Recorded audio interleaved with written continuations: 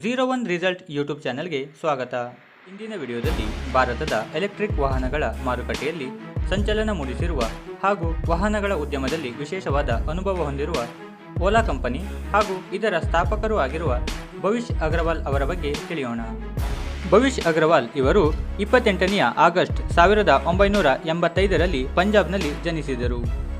ಇವರು 2008ರಲ್ಲಿ Indian Institute of Technology ಬಾಂಬೆಯಲ್ಲಿ ಕಂಪ್ಯೂಟರ್ ಇಂಜಿನಿಯರಿಂಗ್ನಲ್ಲಿ ಸ್ನಾತಕೋತ್ತರ ಪದವಿಯನ್ನು ಪಡೆದುಕೊಂಡರು. ನಂತರ ಇವರು ಮೈಕ್ರೋಸಾಫ್ಟ್ ಕಂಪನಿಯಲ್ಲಿ ತಮ್ಮ ಮೊದಲ ವೃತ್ತಿ ಜೀವನವನ್ನು ಆರಂಭಿಸಿದರು. 2 ವರ್ಷಗಳ ಕಾಲ ಕೆಲಸ ಮಾಡಿದ ನಂತರ ಬೆಂಗಳೂರಿನಲ್ಲಿ ಅಂಕಿತ್ ಬಾಟಿ ಅವರೊಂದಿಗೆ 2011ನೇ ಇಸವಿಯ ಜನವರಿ ತಿಂಗಳಿನಲ್ಲಿ ಓಲಾ ಕ್ಯಾಬ್ಸ್ ಎನ್ನುವ ಕಂಪನಿಯನ್ನು ಆರಂಭಿಸಿದರು. ಇವರು ಟ್ಯಾಕ್ಸಿ ಸೇವೆಯಲ್ಲಿನ ಕೆಲವು ತೊಂದರೆಯ ಅನುಭವವನ್ನು ಪಡೆದ ಕಾರಣದಿಂದ ಇಂತಹ ತೊಂದರೆಯನ್ನು ಸುಧಾರಿಸುವ ಯೋಚನೆಯಿಂದ ಓಲಾ ಕ್ಯಾಬ್ಸ್ ಕಂಪನಿಯನ್ನು ಆರಂಭಿಸಿದರು. ಇವರು ಅಂದುಕೊಂಡ ಹಾಗೆಯೇ ಓಲಾ ಕ್ಯಾಬ್ಸ್ ಭಾರತದಲ್ಲಿ ತನ್ನ ಸೇವೆಯ ಉನ್ನತ ಗುಣಮಟ್ಟದಿಂದ ಬಹಳ ಬೇಗನೆ ಪ್ರಸಿದ್ಧಿಯನ್ನು ಪಡೆದುಕೊಂಡಿತು. ಇದಾದ ಕೆಲವು ವರ್ಷಗಳ ನಂತರ 2015ನೇ ಇಸವಿಯ ಮಾರ್ಚ್ ತಿಂಗಳಿನಲ್ಲಿ ತನ್ನ ಪ್ರತಿಸ್ಪರ್ಧಿ ಕಂಪನಿಯಾದ ಟ್ಯಾಕ್ಸಿ ಫಾರ್ ಶೋರ್ ಎನ್ನುವ ಕಂಪನಿಯನ್ನು 1237 ಕೋಟಿ ರೂಪಾಯಿಗೆ ಖರೀದಿ ಮಾಡಿತು. ಓಲಾ ಕ್ಯಾಬ್ಸ್ ಭಾರತದ ಟ್ಯಾಕ್ಸಿ ಸೇವೆಯಲ್ಲಿ ಶೇಕಡ 60ರಷ್ಟು ಮಾರುಕಟ್ಟೆಯ ಪಾಲನ್ನು ಹೊಂದಿದೆ ಎಂದು ಕಂಪನಿಯು ಹೇಳಿಕೊಂಡಿದೆ. 2015ನೇ ಇಸವಿಯಲ್ಲಿ ಓಲಾ ಕಂಪನಿಯು ಬಹಿರಂಗಪಡಿಸದ ಮೊತ್ತಕ್ಕೆ ರೇಡಿಯೋ ಟ್ಯಾಕ್ಸಿ ಕಂಪನಿಯಾದ ಜಿ ಕ್ಯಾಬ್ಸ್ ಕಂಪನಿಯನ್ನು ಸ್ವಾಧೀನ ಮಾಡಿಕೊಂಡಿತು ಹಾಗೂ ಇದನ್ನು ಓಲಾ ಫ್ಲೀಟ್ ಎಂದು ಮರುನಾಮಕರಣ ಮಾಡಿತು. 2015ನೇ ನವೆಂಬರ್ ತಿಂಗಳಿನಲ್ಲಿ ಓಲಾ ಕಂಪನಿಯು ತನ್ನ ಮೊಬೈಲ್ ಪಾವತಿಗಳು ಮತ್ತು ಓಲಾ ಮನಿ ಎನ್ನುವ ವ್ಯಾಲೆಟ್ ಉತ್ಪನ್ನವನ್ನು ಆರಂಭಿಸಿತು.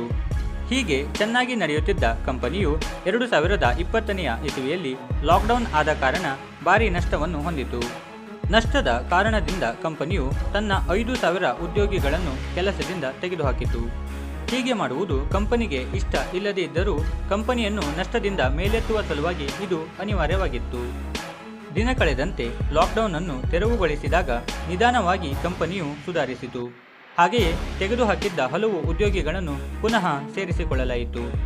ಇನ್ನು ಓಲಾ ಕಂಪನಿಯ ಎಲೆಕ್ಟ್ರಿಕ್ ವಾಹನಗಳ ಬಗ್ಗೆ ನೋಡುವುದಾದರೆ Ola S1X, S1 air, S1 Pro ಎನ್ನುವ ಹಲವು ದ್ವಿಚಕ್ರ ವಾಹನವನ್ನು ಬಿಡುಗಡೆ ಮಾಡಿದೆ.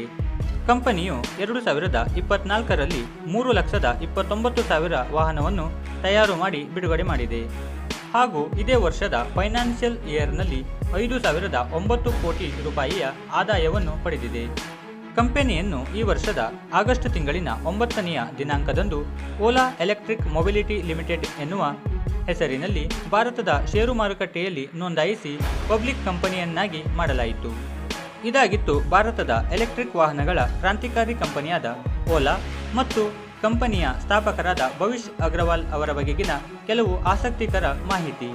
ಇಂತಹ ಹಲವು ಸಾಧಕರ ಕುರಿತು ಕೆಲವು ಆಸಕ್ತಿಕರ ಮಾಹಿತಿಯನ್ನು ಪಡೆದುಕೊಳ್ಳಲು ನಮ್ಮ ಚಾನೆಲ್ ಅನ್ನು ಸಬ್ಸ್ಕ್ರೈಬ್ ಮಾಡಿ ಹಾಗೂ ಹೊಸ ವಿಡಿಯೋದ ನೋಟಿಫಿಕೇಶನ್ಗಾಗಿ ಬೆಲ್ ಐಕನ್ ಅನ್ನು ಒತ್ತಿರಿ. ವಿಡಿಯೋವನ್ನು ಸಂಪೂರ್ಣವಾಗಿ ನೋಡಿದ್ದಕ್ಕಾಗಿ ಧನ್ಯವಾದಗಳು.